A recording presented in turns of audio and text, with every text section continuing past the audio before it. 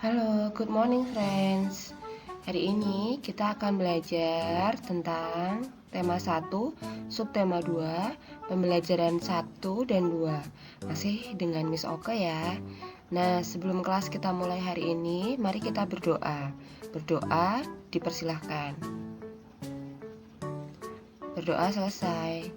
Nah, sebelum kita mulai pelajaran kita hari ini, jangan lupa teman-teman untuk siapkan alat tulisnya dan juga bukunya ya. Hari ini kita akan membahas tentang jenis-jenis paragraf.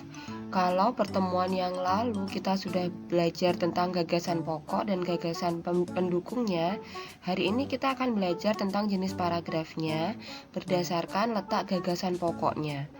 Yang pertama adalah paragraf deduktif. Paragraf ini memiliki gagasan atau pikiran utama yang ada di bagian awal rangkaian kalimat. Biasanya pada paragraf deduktif ini, gagasan utamanya berada di kalimat pertama. Sementara itu, kalimat-kalimat lainnya berisi penjelasan yang mendukung gagasan utama yang telah dipaparkan di awal tadi. Lalu, jenis paragraf yang kedua yaitu paragraf induktif. Paragraf ini berkebalikan dengan paragraf deduktif. Kalau paragraf induktif ini, gagasan utama ditemukan di bagian akhir. Lebih seringnya berada di kalimat terakhir. Gagasan utama di akhir ini bersifat menyimpulkan inti dari kalimat-kalimat penjelas yang berada di kalimat sebelumnya. Jadi kalau paragraf deduktif tadi, gagasan utama dulu, gagasan pokok dulu, baru kalimat-kalimat penjelasnya. Kemudian kalau paragraf induktif, kalimat-kalimat penjelas dulu, baru gagasan pokoknya. Kemudian kita akan belajar tentang 5 alat indera kita. Kita dikaruniai Tuhan Yang Maha Esa dengan 5 alat indera. Yang pertama adalah indera pendengaran, yaitu telinga kita. Lalu indera penglihatan, yaitu mata. Kemudian yang ketiga adalah indera pembau kita, yaitu hidung kita. Kemudian indera pengecap, yaitu lidah. Dan yang terakhir adalah indera peraba, yaitu kulit.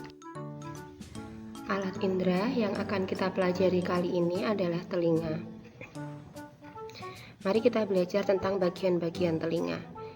Ini ya, penampang telinga kita itu seperti ini ya, friends. Nah, ini bagian yang sebelah sini adalah daun telinga. Fungsinya adalah untuk menangkap bunyi. Lalu kemudian bagian ini disebut dengan saluran pendengaran luar yang fungsinya sebagai jalan masuk bunyi ke dalam telinga. Selanjutnya, yang bagian ini adalah gendang telinga yang fungsinya mengantar getaran menuju tulang pendengaran.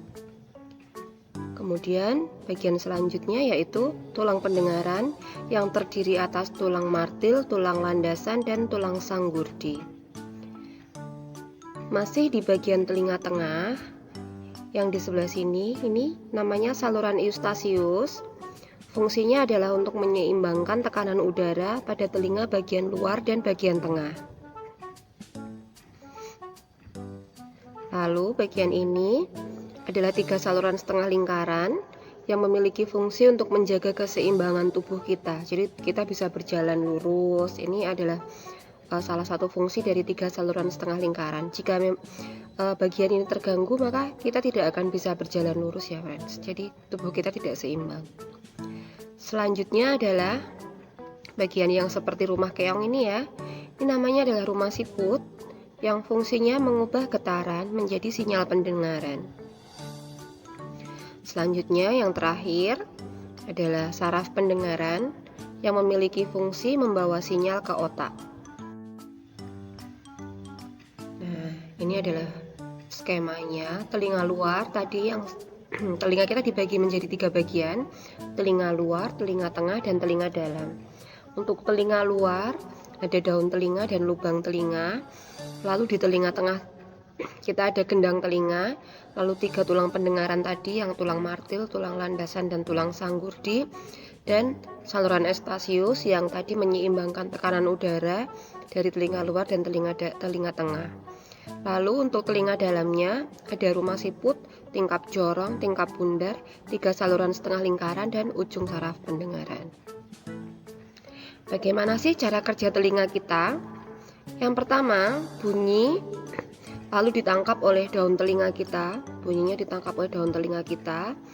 Lalu kemudian diteruskan oleh saluran pendengaran tadi ke gendang telinga. Kemudian dari gendang telinga akan lanjut ke tulang pendengaran. Ini ya, tulang martil, landasan, dan sanggurdi tadi. Kemudian setelah dari tulang pendengaran, kemudian akan masuk ke rumah siput. Yang di rumah siput tadi, getaran suara akan diubah menjadi sinyal suara.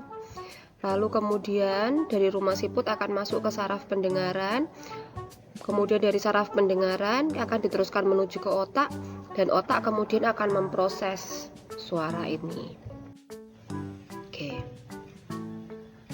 Lalu apa saja ya yang gangguan pada telinga yang membuat telinga kita menjadi sakit? Ada dua yang akan kita pelajari hari ini. Yang pertama adalah otosklerosis, yaitu kelainan pada tulang pendengaran bagian tengah.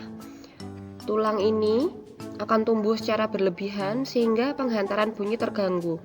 Kalau misalnya sudah sampai parah akan menyebabkan tuli atau tidak bisa mendengar lagi. Kemudian yang kedua ada otitis media, yaitu infeksi telinga bagian tengah disebabkan oleh kuman. Nanti kalau lama-lama bisa terbentuk nanah. Nah, bagaimana cara menjaga telinga kita agar tetap sehat? Oke, yang pertama, membersihkan telinga dengan benda yang halus, misalnya kapas. Kemudian jangan membersihkan telinga dengan benda yang tajam, pakai jepit rambut misalnya dimasukkan. Nah, itu bisa merusak gendang telinga kalau kena. Kemudian tidak memasukkan benda apapun ke dalam telinga. Kita nggak boleh ya friends masukin pensil, masukin penghapus gitu misalnya. Itu nggak boleh masukkan ke lubang telinga karena itu bisa mengganggu telinga kita. Kemudian yang keempat, menghindari suara bising atau suara yang terlalu keras. Misalnya teriak di telinga teman, nah itu tidak diperbolehkan karena bisa merusak gendang telinga. Gendang telinga bisa terluka, bisa menyebabkan tuli. Kemudian jika kamu merasa telinganya sakit, bisa segera pergi ke dokter. Oke, kita akan belajar tentang ini ya friends, tari saman. Oke, seperti yang kita sudah pelajari dari pembelajaran sebelumnya. Kita akan belajar pola lantai pada formasi 9 penari. Formasinya seperti ini, jadi ada 9 penari yang berbanjar seperti ini, seperti yang digambar ya.